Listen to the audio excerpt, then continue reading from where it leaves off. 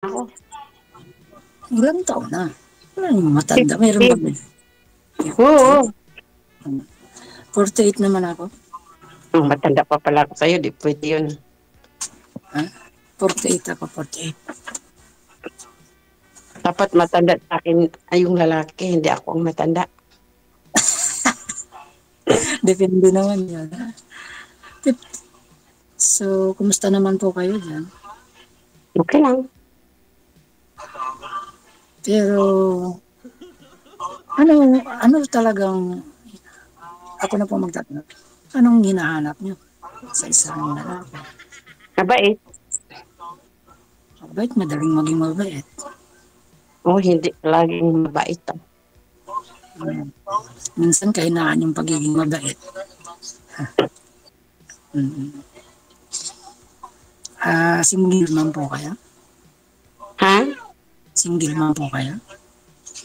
Ay, May wala anak po akong kayo? asawa. Wala. Nadaganan ng isno ang dati kong asawa, kaya patay.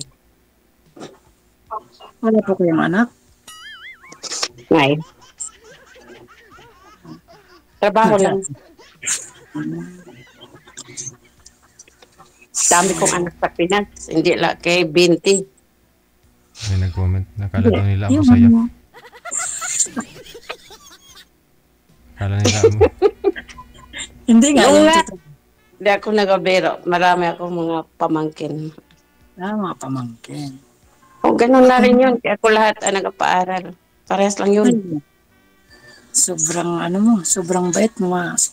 Swerte ng mga kapamilyang may katulad mo. Mabait ako pag tulog. Hindi. Kasi yung ganong attitude, nagpapaaral ng mga pamangkin. Anin mo walang pera o isipin mo yan, anin mo pera, tago mo, matay ka, di mo rin madala. Napakabait na tao pag mga ganun. Hindi nga ako mabait. Bakit po kailangan mo sa matanda sa inyo? Ayoko kasi ako ang magdala. Bakit naman? At siguro ba kayo magdadala? Kasi ate ko, puro mga bata yung mga pangasawa. Hirap. Eh, Both na ate kong dalawa.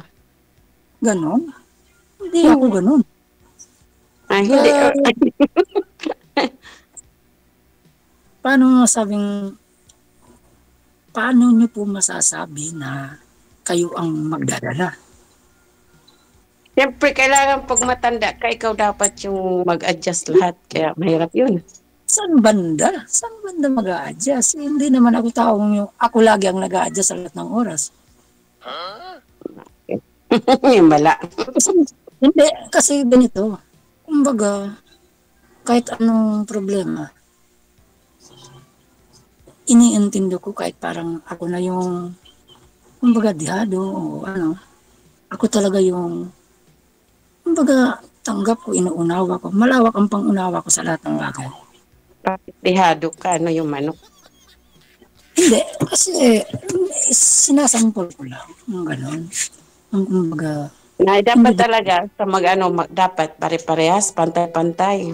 yun nga po, yung kumbaga, nagkakaintindihan, nagkakaunawaan. Yung mga simpleng problema kasi hindi naman yung pinalalaki kung hindi naman dapat. Dito kasi iba yung patakaran, walang babae, walang lalaki, pantay-pantay. Kahit sa Oo. trabaho, walang boss, pare-parehas kayo. Yun ang maganda. Wala ditong lamangan sa posisyon. Saan po kayo dito sa Pinas? Sa Bicol din, sa Masbate. Masbate, Catanduanes ako. Magkabilaan tayo ng isla. Sa amin kasi, daanan talaga ng bagyo. Pero Bicol, ganun rin. Dinaanan din kami yung last September 26th. Ubus lahat halos ang mga kabahayan sa kapitbahay. So, matagal na po kayo dyan. Nearly 16 years. Diyan na talaga kayo, So, seryoso naman po kayong naghahanap talaga. Kasi ako, gusto ko talaga yung seryoso na Siyempre, naghahanap muna ako ng kaibigan. Hindi naman agad papunta doon sa isang bagay. Siyempre, Kilalanin muna ang isa't isa. Oo, siyempre lahat naman yan sa kaibigan mo na kasi lalo na Ay, malayo na. jump ka agad. Hirap yun. Kasi Hirap hindi magsisi pwede sa naman, gabi, sabi niya. hindi naman pwede yung diretso agad kasi ang layo nga, nandyan kayo. Pwede kahit lagi namang magkaibigan muna. Maganda talaga yung kilalanin yung isa't isa. Ang bunso ko yun. Ilan ang anak mo? 3 babae, 1 lalaki. May asawa na yung 3 babae. Ang bunso ko grade 9. 14 years old. Malaki na. Sabi nga nila mag-anak na daw ako kasi Tadi ka mat pwede mag-anak, lalaki ka. hindi. Maghanap. Kala ko mag-anak. Maghanap daw. Biro lang, ay. Seryoso ka. Bali hoyo ma'am, yung asawa nyo sa Norway, ilan po anak mo dyan? Wala, nakunan ako kambal sana 2 beses. Aha. So bali yung asawa nyo lang po una dito sa Pinas yung yung nagkaanak mo kayo. Naay dito sa Norway. Ilan po anak mo sa Pinoy? Sa Norway nga, Sa Norway. 2 bisis kayo nag-asawa? Nay. 2 beses ako nakunan. 1 bisis lang po kayo nag-asawa. Sala ko beses nagpakasal. Aha. Natakot Pero na. wala po kayong sariling anak talaga, yung mga pamangkin lang. Marami ako dyan anakan. Ayun nga po, pamangkin lang. Wala ko kayong sariling anak. Wala. Ikaw, Hindi. sir, yung asawa nyo, Hindi. saan ho yung asawa mo, sir? Iwalay na po kami. Kasal. Yun lang, kasal sa bes. Yun lang. May problema yun. Hindi, kasi pwede mo siyang kausapin kung gusto mo, kaya pwede mo kausapin yung anak ko para wala akong masabi. Willing siyang makipag-usap, pati yung Mali yun makipag-usap. Ako, divorce ako, matagal na. Hindi, kasi 2013 pa. siya, kumbaga, para walang masabi kung sakaling meron mang. Kumbaga meron Na mang. iba talaga, halimbawa mag-asawa ka dapat. Clear na yun. Mahirap yun. Kasi dadalhin ka ni ma'am Alam ko naman yung dadalhin ka sa Norway pag sakali. Paano ho yan kung hindi kayo anal? Mali yun. Okay Ay, lang, sabi. naiintindihan ko. Paanal mo, ma'am? Oo, naiintindihan ko naman yun. Wala namang problema. Tsaka, sabi mo nga, friend mo na. Hindi naman doon mo agad yun pupunta. O ikaw nagsabi ng asawa mo, hindi naman ako ikaw nag-umpisa. Hindi, dun, yung purpose nyo dito kayo dahil naghanap kayo ng sweetheart, diba? So friend talaga yung umpisa. So saan pupunta yan? Sa sweetheart. So yun na nga po, kinakausap nyo po dito yung partner ninyo kung papasa siya. Malay mo, no? Oo. So, Kasi depende naman yung sa ay ikaw ma'am, anong hanap mo sa isang lalaki sa ngayon? Mabait lang, kuya, at saka hindi... Huwag naman ako kuyahin. Hindi marunong Masakit likod ko niyan hindi mamaya. manakit. Tatawagin kitang manang mamaya. Gano'n na yung kuya. Ano po yun? Mabait lang. Oo, yung hindi ka Hindi naghangad, babaero. hindi ka hanap ng Wala lalaki na akong karapatang ng babae kasi na wala magpapakasal Hindi sa iyo, na ma'am. nanakit. Yun lang. Mas lalo nang hindi ako nanakit. Hindi sila nakikinig sa akin. Hindi po kayo Ano naghahanap, po yan? ma'am, ng hindi ko kayo naghahanap ng lalaking magpapakasal sa iyo? Hindi pa. Mag-friend muna. Doon alamin muna kung magkasundo. Yun sa na nga friend po. ng girl. Yun na nga po. Yun na nga po. Kaya dito kayo sa Wanted Sweetheart dahil sweetheart nga po yung hanap mo, di ba? From the start, friend muna kayo. Pero anong purpose nyo? Yeah. Ba't sumali ho kayo dito? Di ba, sweetheart? Yeah. Oh, so ang gusto mo, friend lang, wala ng sweetheart. Baka pagdating ng araw, hindi pa So ngayon. anong gusto nyo po sa pagdating ng araw? Pakasalan po kayo ng lalaki? Ano po? Siyempre naman, alamay Ayun. naman na iba yung tama-tama. Para alam ho natin kung papapasa si sir sa standard mo or sa hinahanap mo.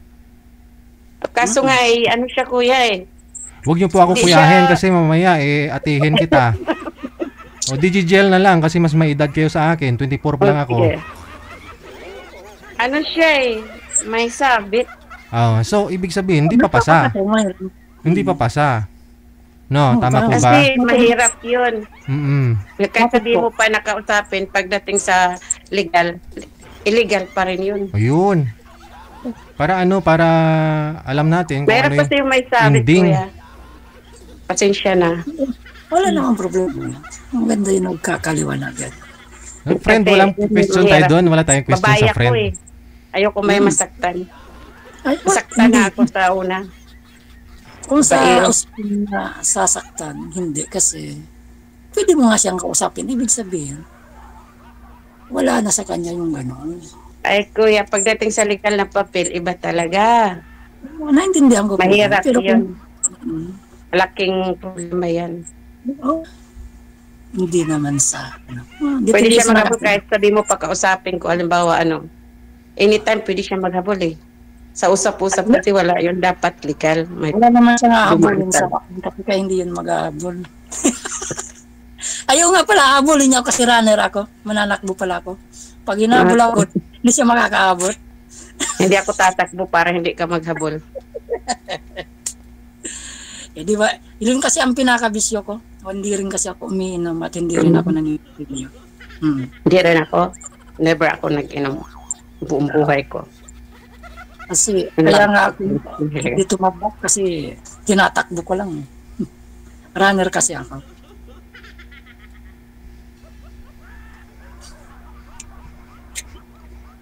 DJ, salamat ha. Sumakit ang ulo ni Madam sa'yo, sir. Next time na lang. Salamat, Mr. DJ. Thank you. Bye-bye. Ingat. Friend, Ikaw din. ayaw nyo po ba i-friend ang isa't isa? Pwede naman. Kung Pwede. gusto niya. Hindi naman ako namimili ng friend. Okay. Malay nyo, baka Oo nga. ilang taon ka na nga po ulit, Sir Wilson? Bata. Ha? 47 mag-48 ngayong 47. December. O, ikaw, Ma'am Jocelyn, ilang taon na po kayo? Kapi 50 ko pa lang nung September. Kaya matanda ko ng dalawang taon. Kaka-50. Dalawang taon lang po pala. Wala namang problema yun eh. Meron nga dyan, 20 years. Mag-friend po muna kayo, ha? Okay po. Opo. Sige. Salamat. Bye. Salamat. Malay nyo, baka ipa-anal ni girl si boy. Nadalhin sa Norway.